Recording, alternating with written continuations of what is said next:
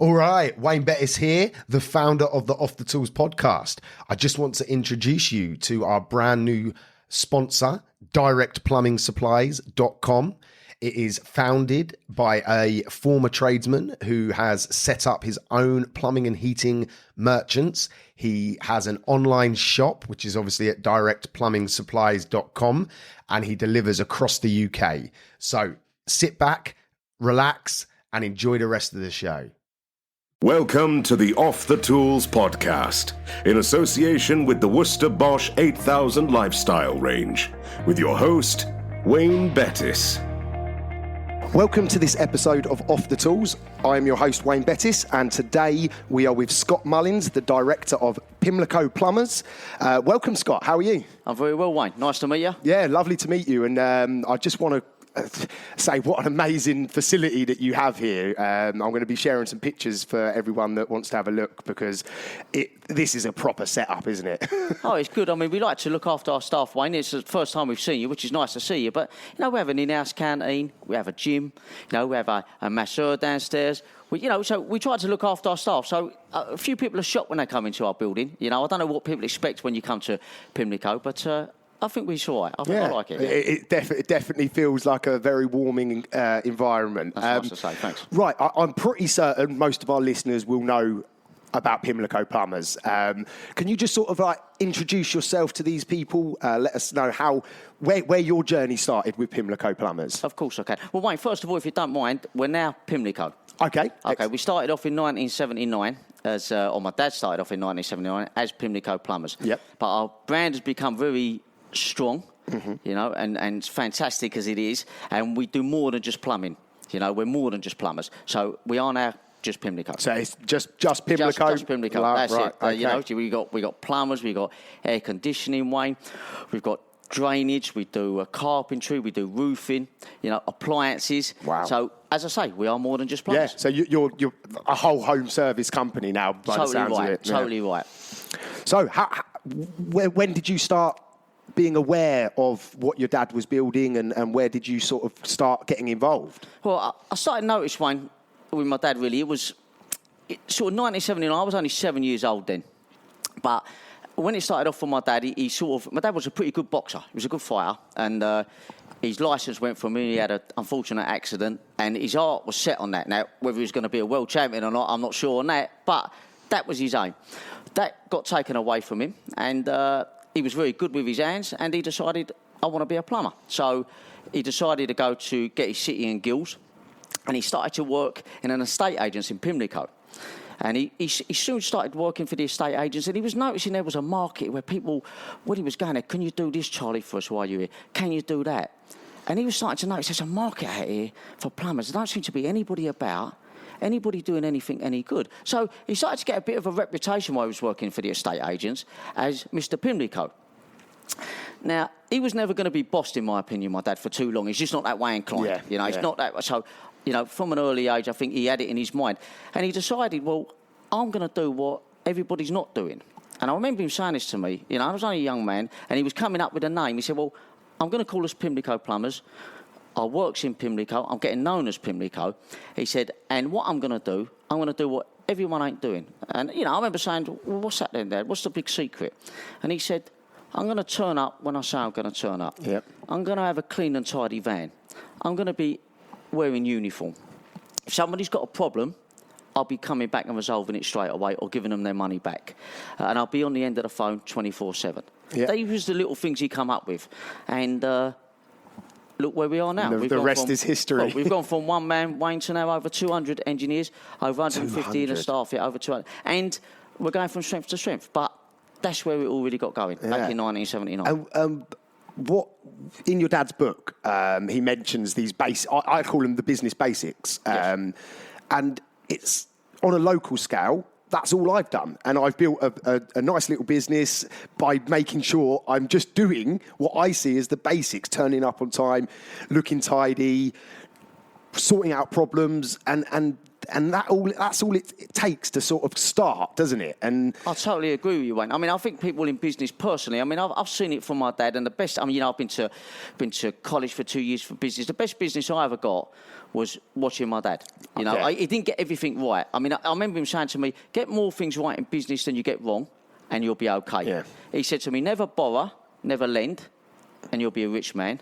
And he said, and keep things simple. Yeah. Too many people complicate matters in business, etc. You know, keep it simple, like you said. Turn up on time. Get the job done. If somebody's unhappy, rectify it. Give them their money back. But if you don't look after your custom, someone else will. Exactly. And so obviously it went from strength to strength. So, and you mentioned you went to college. So did you do any hands-on practical plumbing and heating, or did you just more focus on the business side of things when you started growing up? When my dad started, as I say, he was starting before, you know, but Pimlico started in 79, but he was obviously involved before that. Yeah. But when I was about sort of 7, 8, 9, my dad was out on the road. He was the only one. So back in them days, you had a bleeper. I mean, for the younger viewers, it's like saying like in Frankie and Benny's, you know, where your dinner's ready, the bleeper goes. A pager type thing. Is that what? Yeah, but it was a bleeper in them days. But a pager type thing, you're totally right, Wayne.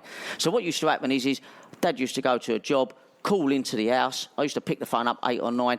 Okay, Scott, has anybody been on? Not yet, Dad. Okay, I'll get a cup of tea. Bleep me when the next job comes in. So Mrs. Jones would come on, SW1, leaking toilet, take the phone number, let her know the hourly rate. The hourly rate then was £30 an hour, what I can remember.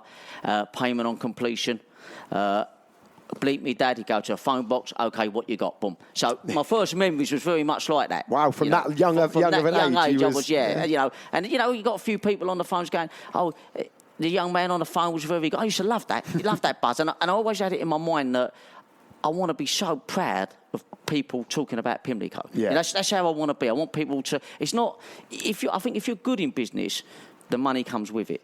But there's nothing more rewarding for me, Wayne, than going to a restaurant or going out and someone go, I've had Pimlico. And some people are proud to have us, and I love that. Yeah. You know what I mean? I love the thought of that. So, well, your brand is an iconic London brand, like British brand, isn't it? It's just amazing to think that what started off as a plumber in London has now sort of got this special place in British history, hasn't it? Of that. You're totally right. I mean, you know, honestly, I mean, we have customers coming on to us, believe it or not, asking about the number plates. Yeah. You know, so can I have WC34? Can I have Bog 1? And you've got like a leaking tap, and you're thinking, and we're getting, you know, and you're thinking to myself, we've come to where people, and you know, it was another thing my dad done with the number plates. It wasn't easy idea, don't get me wrong. I think Eddie Stowbars, they done it first, they got it up there. But he done it. And I remember saying to my dad at the time, at a young age, do you think that's a great idea? Do you think our customers would be thinking, well, you're spending your money on that, not investing it into the right areas? He said, it'll be right, trust me. It'll be right. And again, he got it right. He didn't get everything right, don't get me wrong. But he gets more right than he gets wrong. And it's been fantastic for us. Yeah, and it's seeing downstairs, again, you guys that are listening, I'm going to share some photos, seeing the workshop with the vans in, with the number plates. It really feels special to be here and to see it in person, which is very strange to have that sort of comforting feeling of being around a plumbing van. It really is a surreal feeling that it generates in a lot of people, and hats off to all of you, everyone in the team that have sort of built and are continuing to build this business, because it's one of a kind, definitely. No, well, I mean, again, though, Wayne, it was another decision for my dad made, and when we first got going, we were sending our vans to go and get fixed and get repaired. Yeah. Again, that was off the road. It'd be one day. Now, if them vans were off the road, they're costing us money. Yeah. We started doing it in-house quite a long time ago. Very quickly, my dad got into that, got people on board, got mechanics, yourself, van comes in, people are here, everything gets done, back on the road. I mean, another fantastic move, a really fantastic move. So for us, doing everything as much in-house as you can, you're in control of it. Yeah. You could get the ball rolling. That's the key, isn't it? Is the control. That's right. If you're in other people's hands, you lose that control. So having it in house is the best solution, isn't it? Totally right, and it was another fantastic move for us. Yeah, definitely. I want to dive a little bit deeper into you as a person, because obviously the vast majority of people will have heard of your dad, Charlie. Yes. But I believe now that you and him are both running the business day to day. So you're major cog in the wheel of what is now Pimlico. How did it get to there? So you obviously went to school like everybody else. What happened after school? Where did you go from there? You're right. When I was no different. I went to school. I always had it, as I was dealing with the phones, I always had it in my mind that I didn't know obviously where Pimlico was going to go, where my dad was going to get it, but he had a lot of ambitions. I started to see it expand, and I thought to myself, wow, this is what I want to do. I was at school when they were saying to me, don't you want to be a footballer? Don't you want to be, a pilot? Don't you want to... I wanted to be Pimlico. It was embedded in me. I enjoyed from what my that dad... young age. From that you young knew age, that this was the path that you... My dad had given me a fantastic opportunity. He kept saying to me that you've got to lead by example. So I always had a work ethic. I was never going to have a problem with hours, things like that. Not a problem with... So from an early age, I sort of went out also on the road. Now, you asked me earlier, Wayne, did you go on the field? Was you a plumber? I couldn't bang an nail in, right? I'm not going to kid anyone. Yeah. Couldn't do it. I went out to my dad. I remember going to a restaurant with my dad. I was about 9 or 10. Restaurant, clearing out the drains. We was clearing out the drains. He got me to the drains, pulling them up. He said, we'll go for a bit of lunch. I thought, fucking hell, are you joking? Honestly, I felt sick. And I said, Dad, look, I love this business. I love it. This is what I want to do. But it ain't that. And he went to me, Scott, I know you're not that. He said, you can't bang an nail in. I know that. He said, but you're not going to be steering a ship out on the road. Right? He said, so... work at your strengths. And he learnt me another thing, which I think my dad got wrong, Wayne. He learnt me a different situation also. He told me, when I watched my dad at Pimlico, he used to do everything himself, right? And he got that wrong. Yeah. He used to be the accountant. He used to be the recruitment. He used to run control. He used to try and do everything. Yeah. And I used to say to my dad, he used to be doing, like a lot of business people would yourself, 20 odd hours a day. He was leaving the house at 6 in the morning, coming in at 10 at night, still on the phone, and people do that. And I was thinking to myself, but you're paying people in, you're doing all these different roles. It can't be right. And then all of a sudden he started to delegate, started to get the right staff and the right people in place. And I think a lot of businesses, and I do still feel now that they're worried about taking people on. I call it the success trap, where they're brilliant at their job, so they feel they have to do everything, and they get stuck in this vicious circle of work, just constantly doing, and they never take a step back and think, right, is it worth me spending 4 hours to do this? Or can I employ somebody that can probably do it in 2 and cost a lot less than what I could be out charging? You hit the nail on the head. Yeah. I imagine... I didn't miss it like you do. It's a good fun, isn't it? But no, listen, you're totally right. But you're absolutely right. And, listen, at the end of the day, my dad's a plumber. He's not an accountant. Yeah. He's a sharp guy, don't get me wrong. And just as you said it there, I think if you're talking to any business people out there now, when you're getting going... invest in your staff. Yeah. Get the right people on board with you, and listen, you'll be good. There's no doubt on that. Yeah, it's in the communities that I run. It seems to be the one big problem. That the simple fact is that they can't delegate, whether it's by choice or whether it's just a habit, is that they're just not in a position to be able to do it, and it seems to hold so many people back from ever sort of moving more than sort of 1, 2, 3 man band type businesses. And do you know? So obviously your dad was a trained plumber. Do you know if he ever did he take any formal education in business, or did he get business coaching or anything along that lines? Or no, I mean he said to me, and I think he's got it in his book. He said that I left school at 14. Yeah. And I should have left earlier. That's what he said. Yeah. He said, I said to him, because what got you into plumbing then, Dad? He said, well, look, where he used to live, I think he was on a Rockingham estate. He said there was a plumber there, and this guy had everything. He had the best car. He always looked smart. Tried it. He said, well, look, I used to go and work with him on a Saturday. And he said to my dad, and my dad says this all the time, he said, listen, Charlie, become a plumber or get a trade under your belt. You'll never be without work. Yeah. And he said, and he was the one who steered my dad to where he is now. He said, I just looked at the guy and he just had everything. He was never out of work. The guy's smart. And he said, and to be honest, like a lot of people, and his family didn't have a lot. And he just said to himself, 2 things are going to go my way. I'm going to be that boxer I want to be, which never happened. Yeah. If not, I'm going to be this plumber. There was 2 avenues he took, and I feel this is the right avenue, definitely. Yeah, definitely. So when you first started here as like a proper job, what was you doing? What have you worked your way up through the ranks? Definitely. I was on the phones, as I say, as an early age, taking the jobs, feeding my dad, boom. Then my dad he started expanding, you know, 2 people, 3 people, then all of a sudden 6. Every Saturday, I would not be at school, of course, for the weekends. I'd go down to Pimlico. We had a little basement. We had a basement in Sussex Street in Pimlico. Yeah. You go down there, had about 2 offices. Used to stink like basements do, you know, like a wet, damp, horrible smell. Yeah. Used to go in there. Used to do the phones from there. Just started getting involved in it. I left school at 16. Dad said to me about, you're going to come straight into Pimlico. And I said, well, look, I want to go to college. So I went to a business college in Greenwich. What did I think of that? No, I should have come straight here, personally. Yeah, no, don't get me wrong. The education was still good, but for me, I should have come straight here. The education I got was here. I knew Pimlico like the back of my hand from a young age. Didn't know everything, far from it, but I was sort of already in quite a educated position on the business.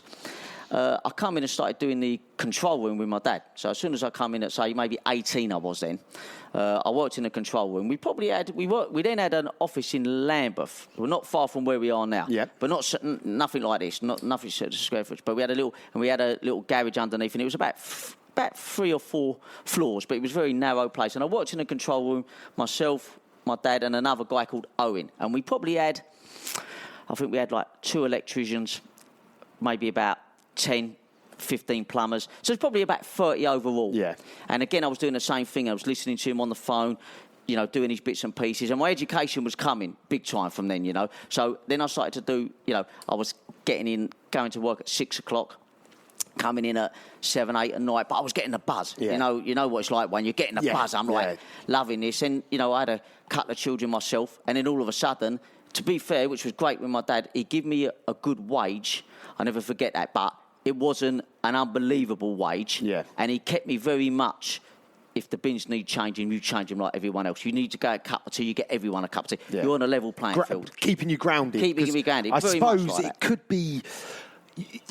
it could have been an easy option to sort of rest on your laurels a little bit, with all due respect, having sort of your dad sort of leading this business. So to stay motivated and put them hours in, because that's everyone I've spoke to today has said that you work. You put the ground in. You know, you're on the ground. You know, you're fighting with everybody else to get these problems sorted. Exactly that way. I mean, to be honest, Wayne, I think you've got to lead by example, and I'm glad my staff say that. You know, I do talk to staff sometimes, and you know, people have said to me over the years, "Why do you do the hours you do? You don't have to do them." I said, "But I love what I do. You know, I want us to be the best, right?" And my dad done it, so why don't I do it? I'm no different than no one else. Listen, I've been given a good opportunity, but if you set the example, people follow, don't you? And you get the respect, I believe. Yeah, 100% on that. You have to lead by example, don't you? Because otherwise success won't come, will it? No, that's right. I totally agree with you. It just will not. You know? And so this is now Pimlico. So at what point did you guys realise that there was a lot more of an opportunity than just being the plumbers in this area? Was it just a matter of it just happening naturally, or was there a strategic plan? No, it was a good question, that, Wayne. Did it well, to be honest with you, we decided, listen, we're going to be the best in our game. We're going to be the best plumbers. When we first started, let's be the best, you know. We come up with the points that make us the best. Okay, but all of a sudden, we was working in these areas and for people, and they saying, do you not do this? Do you not do this? Do you not do this? And we're going, no, isn't it a shame you can't get a service like you guys? And all of a sudden, we're thinking, well, okay, well, let's do this. Yeah. You know, so probably over the last maybe 5 years, we really have stepped on the gas. I mean, we've become up, you know, if my figures are correct, I think about 5 years ago, we was around a £25 million company turnover. We're now £45 million. Wow. You know, okay, so over the last 5 years, we've really generated. That's some serious growth, isn't it? So, you're right. So the growth has gone extremely well, and that's simply behind that we are more than just plumbers now. Yeah. You know, we're, as I say, we're air conditioning, electricians, roofers, carpenters, tilers. There ain't much we don't do now. And to be honest with you, probably the last 5 years, I think that the market was screaming out there for Pimlico. You know, you could give this level of service as plumbers. Can you give it with anything else? And this is where we are now. Yes, and I keep coming back to just what an operation it is that you run. And now you've said the level of turnover that the business is doing, £45 million in a home service business is phenomenal. One question I do have, and I know your dad's been asked this a lot, but I'd like to hear what your viewpoint on it is. Why are you only in London? Why aren't you taking over the UK? No, you're totally right. I mean, it's a good question. If I'm honest with you, Wayne, I still think there's such a market for us out there. I still feel we're scratching the surface. Yeah. I honestly do. And it definitely isn't fear on it. I think if my dad was a younger man now, I mean, he's 67, well, he's been 67 the last few years now, but he says, you know what I mean? I've read an article in the paper the other day, Wayne, and he was nearly younger than me. He was like 52 or something. What? But he's 67 now. I think if he could go back, I think he maybe would have gone nationwide maybe 20 years ago. Yeah. Now, for me, I'm probably in that position where I can maybe go for that. But if I'm totally honest with you, and it ain't a fear, Wayne, it's definitely not a fear, but what I would say is I'd never want to lose the personal touch. Yeah. You know, and I feel same, and it's not lack of ambition, because that's far from it, because I honestly believe within 5 years' time we'll be a 100 mil company. I've got no doubt. I've got every belief we will get there with the staff and the people we got. But there's so much of London we're not really dealing with, and we are expanding a little bit, but I would never want to lose that personal touch. And I suppose that's the risk with if you started pushing out across the UK, it could quickly become that personal touch that is your uniqueness would slowly dilute, wouldn't it? You're totally right. I mean, you know, people might listen to this one and go, a bit of lack of ambition.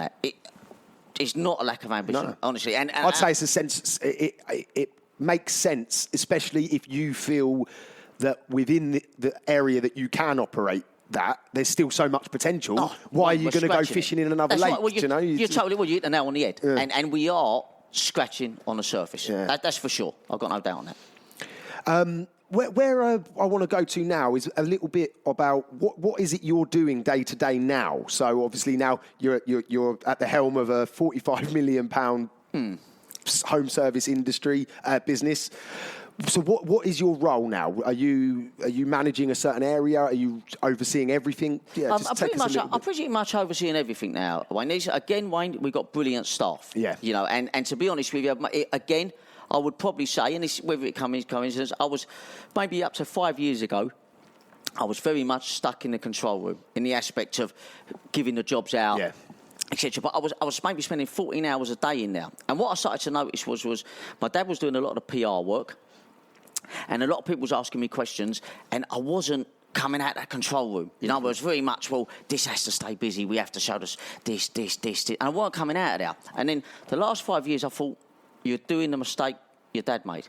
You're not trusting in staff. You've got management in there. You've got to let them get on with it. And I was becoming a little bit, do you give that there? Do this? No, do it my way. Micromanaging, by the way. You're totally right. Is that right? Yeah, exactly that, Wayne. And all of a sudden, I've worked out, Scott, you're going down the same path here. So all of a sudden, managers in place, let them get on with that. The marketing, and I started to oversee things. You know, all of a sudden I was overseeing things, talking to the marketing manager every day, talking to control every day, dealing with Google, etc., dealing with our sales team. I mean, you know, it's something that didn't happen, but we was doing a thing, Wayne, where a customer would use us, and we weren't really following up our recommendations. So we might call Mr. Jones up, was you very happy? Or Wayne, was you very happy with our service? You was happy, fantastic. Well, anything else you want to do for us? Well, all of a sudden, we're doing this, you know, we got a team in to, you know, talk to people, discuss where we're going right, where we're going wrong. Well, it opened an avenue of £10 million. All of a sudden, this sales team we have are now bringing in £10 million of work. We wasn't checking how our customers was. Yeah. We wasn't asking them their feedback. All of a sudden, I didn't know you'd done electrics. I didn't know you'd, you know, and that was just one little tweak, just one little thing. And you think to yourself, God, Scott, you should have worked that out years ago, you know. And so my real thing now, Wayne, is I'm overlooking a fantastic brand and a fantastic lot of staff. And I've got to be honest with you, we've got, you know, the wheel turns beautifully. Whether I'm here or not, right, I still feel we've got this show right. And the same thing with my dad. You talk about Pimlico, people think Charlie. If you was probably to ask my dad the question, Charlie, does Pimlico run without you? Of course it does. Does Pimlico run without Scott? Of course it does. But we care so much, and we want it to go from strength to strength. But my day-to-day is from, I wake up, I'll be waking up at 6 o'clock. I go in, I let the dogs out, got a couple of little dogs, let them out, I make myself a cup of coffee. 6:30, I'm down on my desk, phone call through to control room. How we doing? Boom. I then talk to our Google man, how's things going in there, what type of money, what areas we're in. I then be talking to various people, various different managers throughout the day. I will then set off when I've done everything, probably do about an hour and a half, 2 hours on the phone. I then come into work. I leave about 9 o'clock, and I'll probably be in here for about 10:30. And then I'll get involved in a few control bits. I'll go into control for a couple of hours, go around the building, check how people are doing, check the mechanics are going well, talk to things. It's not my strength, but I know where we're doing, if we're getting the vehicles out quick enough. Talk to our transport manager, talk to our guy who does the uniform. So my day's very much involved around...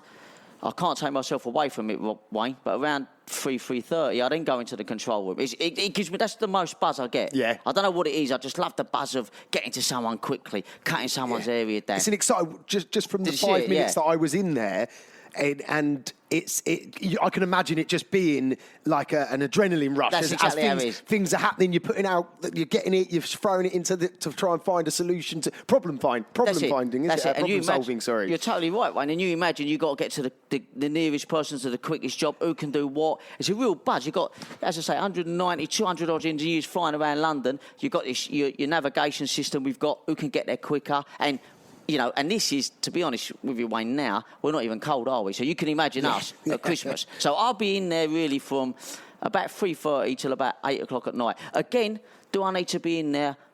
Probably busying myself. But I just love it. Yeah, it's something that you enjoy being involved in. So that's my day today. A big question here.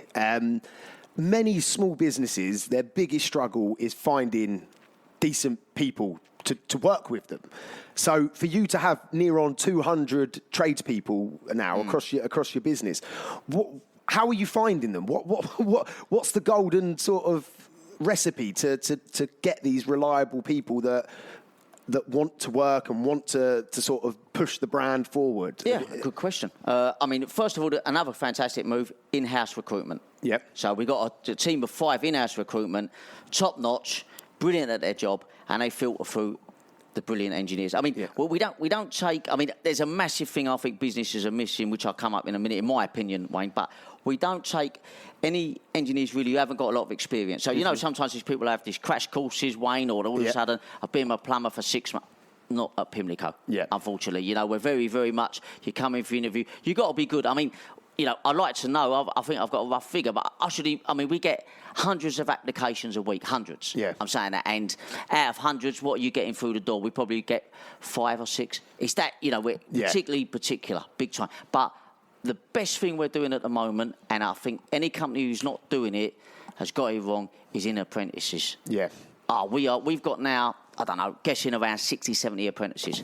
Wow. And you imagine, Wayne, they don't know anything but the way you operate. So they know how Pimlico, what they know, you must turn up on time, you must have a clean van, you must dust sheet houses out, you must hoover up after you. They know no other way. So when these guys come through, and it takes them 5 years, but you imagine they've been with you since 16, 17, 21, 22, these guys are unbelievable. Yeah. He's the best investment. All that foundation is built and they don't know nothing else. So and it isn't like somebody's coming on board and you've got to start going through, you've got to do this, you've got to be... They know the game. They've been working with our guys. They know how to operate. And listen, at the end of the day, Wayne, let's not kid anyone, when these young guys are coming through, they're going on to have 100 grand a year jobs. Yeah. That's what they've got at stake. They know how good they've got to be. And for me... we will be investing massively in apprentices, even more. Massive. So your dad and it sounds like you follow the same ideology there. He's really tried to sort of make headway in government and parliament with apprenticeships, hasn't he? He's been very active in that scene. So are you going to take up that sword as well and sort of battle that to try and encourage I'm no politician, and and at times there's avenues my dad gets involved in that is not me. But from a business point of view, I'll be promoting massively, Wayne, on apprenticeships. My son done it. He works within the business. My son's 23. He went to college at 16, left school, wanted to be a plumber like his granddad. He can bang an hour in. He's quite good. Yeah. So not like his dad. He was bang. He went out. He done 3 years. 30 quid a day he was on. Yeah. Same as everyone else. Keep it the same. 30 quid a day. Started to understand the value of it. Went out for 2 or 3 years, and I've now just brought him into the business. So he's actually now gone on the field, seen that side of it. Yeah. That's the side I'll never see enough of, if I'm truthful with you, Wayne. But he's seen both sides. Yeah. So imagine the position he's in. Yeah, So yeah, he's going to be in a real switched on. So he's only just come over the last sort of year or so, but he's in house. But any businesses out there, please invest in these apprentices. It'd be the best. Best investment I just you've ever hope that the leaders of the country can make it easier for us, because for many of the people listening, they're one-man bands. They may have maybe two or three people. That's the sort of the audience that listen. So for us to take on an apprentice, it's a lot of a commitment, because you've got to give them a day off to go to college. You've got to train them. You've got to have the insurances and everything that goes along with it. And basically, I can only speak from my own personal experience, but locally, in my area, the colleges offer no support to the business owner. So we're sort of left with this 16-year-old person fresh out of school, and like, the whole responsibility is on us to teach them. So obviously within your structure, you can have a very structured, organised learning of whatever trade it is that person's going on to. So I really hope that more can be done to help the smaller companies take on apprentices, because I certainly agree that it's the best investment you can make, isn't it? If you can take someone from leaving school to a fully qualified engineer in your manner, the way that you do it, so that they've not learnt bad habits from working for different people, it can only lead to good results, can't it? Wayne, you're bang on. I mean, everything you're saying, and I do get the other side of it. And, for me, again, with the government, I mean, I don't think it's rocket science, Wayne, right? But when I look at this guy, I think, at the moment we've got a massive problem with knife crime, right? A lot of these kids are not being guided, right? Yeah. I mean, we've all been kids, right? But listen, you're probably a lot older than me, Wayne. What are you, 60? Everyone thinks I lie. I'm only actuly 32. Oh, was you? Cool, everyone thinks I'm a liar on Facebook. No, I'm joking. No, but what I'm saying, he's lucky he's sitting over the desk. Everyone listening. No, Wayne. What I'm saying to you is, from my opinion, it's like, rather than giving these kids dull money, social money, right? Why don't they invest it into the businesses, so that if a young man or young lady, 15, 16, doesn't go to university, they're not sitting on their bums watching Jeremy Cole, watching this. They give the money to the businesses and say, OK, now you're going to go and do an apprenticeship. I mean, these kids just ain't... I mean, one, you're helping the business, like you said, the one-man band. You know, if you've got a bit more money coming in to help you, it's a big thing, isn't it? Yeah, definitely, yeah. And you get the kids off the street. I mean, some of these kids ain't got no guidance, have they? No. They come out of school, don't they? Lack a leader, don't they, a lot of people? And listen, I mean, I still think... And again, I'm not telling people how to run schools, but I look at schools and I think to myself... Wayne, if I'm honest with you, you've got some of these kids at 14 learning German, learning French, right? But he's brilliant with his hands. He wants to be a carpenter. And the poxy kid's got to deal with it. I was one of them kids. I just ended up spending the last 2 years of school basically disrupting other people. Of course you did, I didn't want to be there. The school didn't really want me there, but there was nowhere for me to sort of put that energy. There was nothing in place. But Wayne, at 14, 15, you've got a clue, haven't you, what you want to do? Yeah. You've got a clue, all right. Or if you ain't got a clue what you want to do, you know what you're good at, right? So you sit with Wayne and say, Wayne, what are you good at, sir? And you go, I'm good at this, I'm good at that. OK, well, let's get rid of the German. Let's get rid of the chemistry, cutting up frogs. I mean, who gives a... Yeah. You know what I mean? Let's go and do what you're good at. Yeah. And I just think, from a young age, I just think there's a couple of things we can help businesses with and help young people in general with. I saw a great photo of a classroom from, like, the 1960s. And next to it had a phone of the same era. Yeah. And then it showed a picture of 2010, it was an old picture, and what a phone looked like in 2010, saying, look how far one technology has come, but look how far the classrooms haven't gone. Do you know, we're still working on a structure that was really designed to produce people that just fit into job roles. Do you know what I mean? Like a conveyor belt of people, whereas now there's so much freedom and so much opportunity out there for everybody that the school system seems to be 30 years behind, I totally agree with you. I mean, another thing, Wayne, as well, and I'm not against university because I think it gives a lot of people a lot of opportunities, and if that's what you're good at, I'm not against it, but if you get an apprenticeship, if you get a trade, a plumber, bricklayer, carpenter, you will not be out of work. Yeah. Some of these people are leaving universities, they've got big bills run up, they can't find the jobs out there, can they?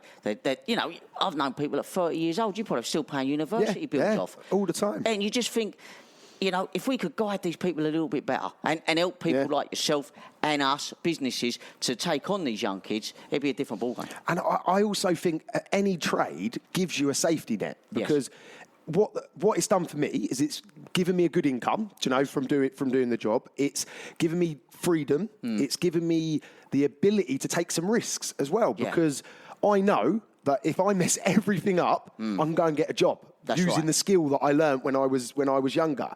So it lets me live a life that it doesn't have as many boundaries, because I can take that chance on a venture over there or a venture over here, you know, to try and push forward with that knowledge of knowing that, well, worst case scenario, I can earn a decent living, you know, with my hands and the skill. So I encourage a trade to anybody that is a practical mindset. It's a no-brainer for me. They should all be learning fundamental building skills, whether it's carpentry, electrics, plumbing. It's well, we're singing off the same. It sounds like we are. I mean, you know, somebody said to my dad, I remember saying to him years ago, Charlie, what happens if, you know, because we went through a bit of a recession in '88, we had a tough time. I remember that. Again, I was at a young age, but I remember that, you know, I think my dad was very close to losing everything. Yeah. And I remember saying to him at the time, I'll never forget saying to him, we was at home, and I said, and he didn't let on too much, my dad. He was never like that. He said, things are a little bit tough. And I said, oh, really? He went, yeah. And I said, what would you do? He said, I'll just go and get a bag of tools out. As if to say, and even at a young age, I thought, as if to say, it ain't a problem. Yeah, you just deal with it. I can go to work any time. You know, I'm good at plumbing. I'll go again. You know what I mean? So, yeah. Well, it's good to hear that he has it's a similar thought to what I had. Totally right. You've got to bang on, Wayne, in my opinion. Yeah. I want to touch on a subject that you mentioned, actually. I wasn't sure whether to bring it up. And, you know, obviously I know there's certain confidentiality stuff that you won't be able to go into. But you mentioned that the apprentices that you have this big golden carrot at the end of potentially $100 grand job. How does your pricing work for people that work for you? So is it on a price per job, price per hour? How does that angle work with you guys? Well, for us, the guys, they were coming to us, have their interview, we check if they're good enough for us. We got a few little tests around the building they do, so we need to check the quality of the person we've got on board. We got 3 or 4 technical service managers out on the road, and that guy, we will go and see him straight away. So we'll have a little look and get the quality on us. So we very much vet how good they are. And then our guys are on a percentage deal, and they will get, you know, we charge £100 an hour on plumbing, and they will get £50 an hour. Right, okay. So it's effectively 50% of the labour. Yeah. Okay. So it seems a win-win. They do a good job. They put the work in. You know, you can both sort of leverage good incomes. Exactly that. They do the hours they want to do, the time they want to do. If they want to put more effort in and earn more money, we're very, very flexible. Yeah. And when it's in reality, there's no way anyone would earn that money anywhere else in this industry. Of course, that's right. That's totally right.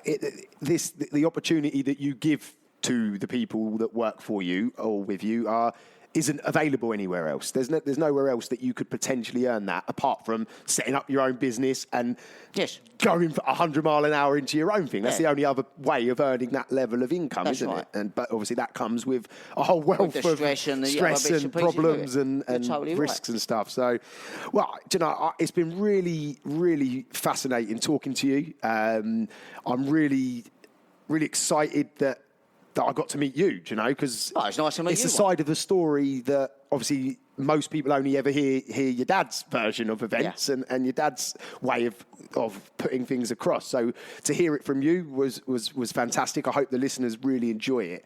How do I want to end this? Let's just do a couple of little random questions just to sort of personalise it a little bit.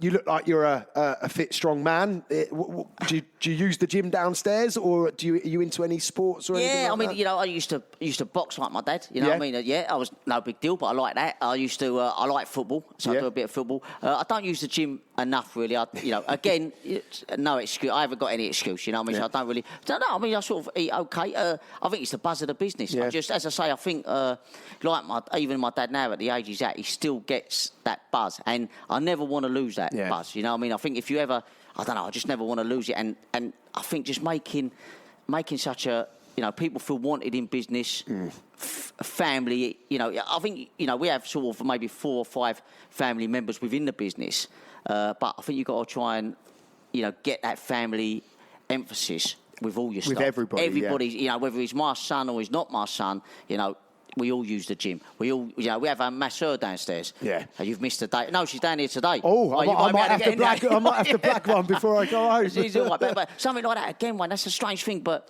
my dad went to me maybe 5-6 years ago again. He went, "I'm going to get a masseur in." I said, "What?" Honestly, I said, "Are you joking?" He said, "No." He said, "People have loved that." I said, "A masseur." I said, "What was?" He said, "Well, I'll bring it in on a Friday, right?" He said, "I give them 15, 20 minutes." He said, "They come back up, feel refreshed, feel great." I said, "Nah, waste of time," right? And he went, I think he's saying like, "Well, I'm not asking your opinion. That's what I'm going to do." That's how he was. Yeah. He wasn't rude, but he just said, anyway, he done it. Right? And you know what I started to notice? People weren't going sick on a Friday. Yeah. You know, like you get a Monday and a Friday. All of a sudden, it's my turn today, isn't it? Yeah.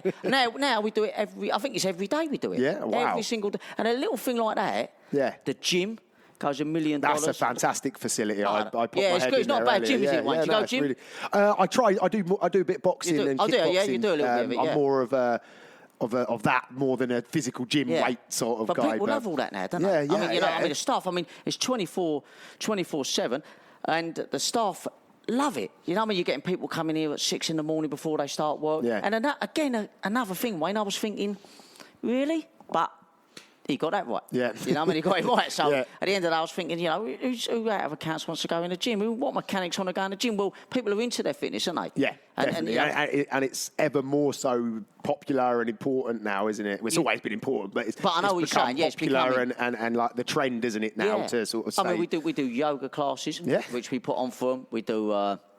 what else do we do? Fitness classes. We got box exercise. We put all that in on certain days, and we got a barbecue on the roof. Yeah, I went up there as well. Come at a bad time now. It's raining, isn't it? The one thing I wanted to see was a little cocktail bar, but that wasn't there. There's been chats about a games room. Yeah, okay. So that's going on with a little bar on there. Oh, wow. He'd like that, my dad. You know what I mean? He's been talking about it. But that's another little bits and pieces he's been coming up with. But again, you know what yourself. You got happy staff, you're going to have a thriving business. Yeah, definitely. That's for sure, isn't it, you know? So I'm going to end this on one last question. 3 or 5 years' time, where will Pimlico be? Where's the target? Good question. 3 or 5 years' time, we want to be 400 engineers. Mm-hmm. We want to be a £100 million company.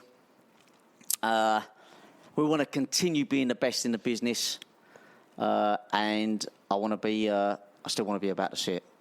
You know, that's sounds like I have no doubt in my mind that you guys will be reaching that very, very soon. So I'm going to end the episode there, if that's okay. Of course it is, it's been a pleasure. Having a sandwich or not? You're going to kind of have a sandwich. You don't want a sandwich? Yeah, we'll go and grab some food. No, I'll have something. I'm going to take you up on that masseur. I think. My back's feeling tight sitting here in this office. She's good at it, I'll tell you. She's good. So we'll do that. Right. I hope you've enjoyed that, guys. And if you've enjoyed it and liked it, please share it with some people that you might find be interested in it. It's been a pleasure. Have a great day, everyone. Goodbye. Thanks again. Cheers. Thank you for listening. This episode was brought to you by Off the Tools in association with the Worcester Bosch 8000 lifestyle range. I really hope you enjoyed the show. I just wanted to pull it out there for anyone listening that I offer business coaching, but also life coaching. My life is centered around something called the 3 Bs, which stands for body, business, and balance. When you work with me as a coach, we tackle all 3 aspects of life. So you as an individual, body, mindset, health, fitness, knowledge, education. Business B obviously stands for your business, improving, maximizing opportunities, elevating, making more money. And balance stands for your friends, family, loved ones, making time for everything in your life. And the 3 Bs is the core element to that.